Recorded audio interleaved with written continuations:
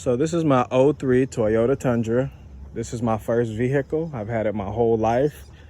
It bothers me to even think about ever getting rid of it.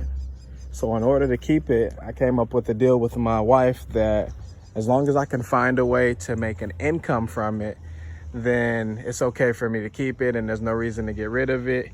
And that way the minor mechanical issues that it may have, for instance, if a starter goes out or something, then it pays for itself. So that's how I came up with my philosophy of, every vehicle needs to earn its keep. As I stated before, I found multiple ways in order to make an income off of my truck. That way I can keep it even though I have a new car, but I also use that to make money off of as well. So with the truck, I guess it's kind of my fault, but my kids got into scrapping, and you don't really make a ton of money off of scrapping, but whenever they see metal, they want to pick it up and recycle it and take it to the junkyard. They like to watch the machine, so I indulge them, I go with them. It's the equivalent to me picking up cans when I was younger. So I don't mind them doing it, and then all the proceeds that come from them scrapping, that actually goes into their college fund. So it's kind of like they're earning their own money and they like the idea of that. So with that being said, it's not always available. It doesn't happen all the time, and we don't really go search for it. If it's there, we'll just get it, and then we'll collect it, and sometimes we'll separate things because I taught them how to use the reciprocal saw and I taught them how to use the table saw, and they know how to use the wire cutters, and they're pretty proficient in my tools. I just won't let them do it without me supervising them. But they like being hands-on and they like earning their own money as well. So with that being said, one of the ways me and my children generated income by my truck is by scrapping. We'll pick up goods, we'll take them down, we'll recycle them, and then we'll put the money into their account. Another way we make money off of my truck is by helping people move. So when you own a truck, it seems like every single one of your friends own a car, and they always want to contact the one person that owns a truck. So when it comes to that, sometimes I know you don't want to charge your friends, but you have to keep in mind when you're working for yourself, your time is very important, and they should understand this. You still have to have gas, you have the wear and tear on your vehicle. So you can't always just go into this like, oh, I'm always going to do it free for my friends, because then you'll realize, hey, I've helped this person move 5 times. I've never charged them a dime. I'm actually losing money.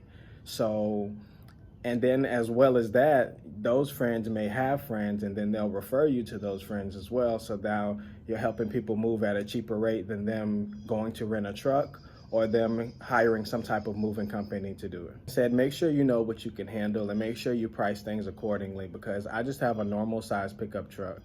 So with that being said, if you throw a love seat and a sofa on there, you're not going to fit much else except for the little bit you can cram into the back seat. So you might have to make multiple trips. So make sure you factor in the fact that you might have to make multiple trips. Sometimes you might have to have an extra person with you in order to move some of the things. Say if you're going to help a female move, she's probably not going to be as much help to you as you would want her to be. Not that I'm saying she can't be, I'm just saying sometimes you might need an extra pair of hands to help you out. So keep that in mind. Keep in mind your gas, keep in mind your time when you're going to have to make multiple trips. And then you can also use this as a way to generate income from your truck. Next, which is the third way I found to generate income from my truck, is advertising. If you notice the video of my truck that I used at the beginning, I have a magnet on each side of my truck, and it just states me and my wife's name. It states our contact information, and then it has a list of some of the service we do. So for instance, it has financial planning on it, it had notary on it. Resumes are real big right now because there are a lot of people looking to either switch careers or to try to get a job, because a lot of people lost their job because of the pandemic that's currently going on. So with that being said, advertising helps out as well. And then there's also a way you can probably slide in some tax deductions, because you did have to pay for the magnet, and you can write off some of the gas because you're riding around for the advertisement of your business. So just keep that in mind. It can be a possible write-off as well if you structure it the correct way. And the fifth and final way is going to be hauling. It's probably the most common on this list. and people always need things hauled off. So say you're driving by and you see someone has some trash on the curb. And in my neighborhood, people don't want trash to be on the curb for a certain amount of time. You know, they get tired of seeing it.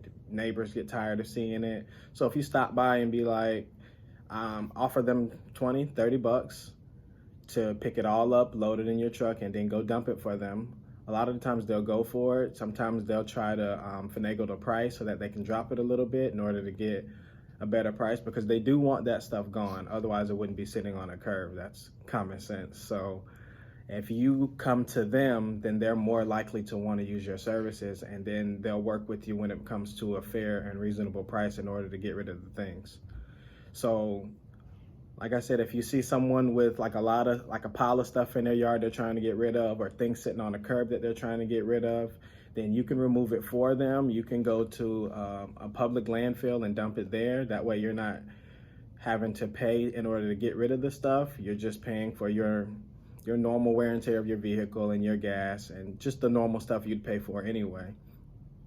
So hauling could be an alternative, and you can also make up little business cards as well in order to hand out to people, so that if they need more things moved or gotten rid of in the future, or if they have friends that may need your services, then you'll already have them. And I'm real big on business cards because I feel like they're very effective. So if you have multiple little businesses, try to make a business card for each of them, because you may have a different service that they might want to partake in than your primary business. So just keep them handy and always keep them with you. Again, thanks for visiting my channel. My name is Frankie Jones. Please like or subscribe. Thank you.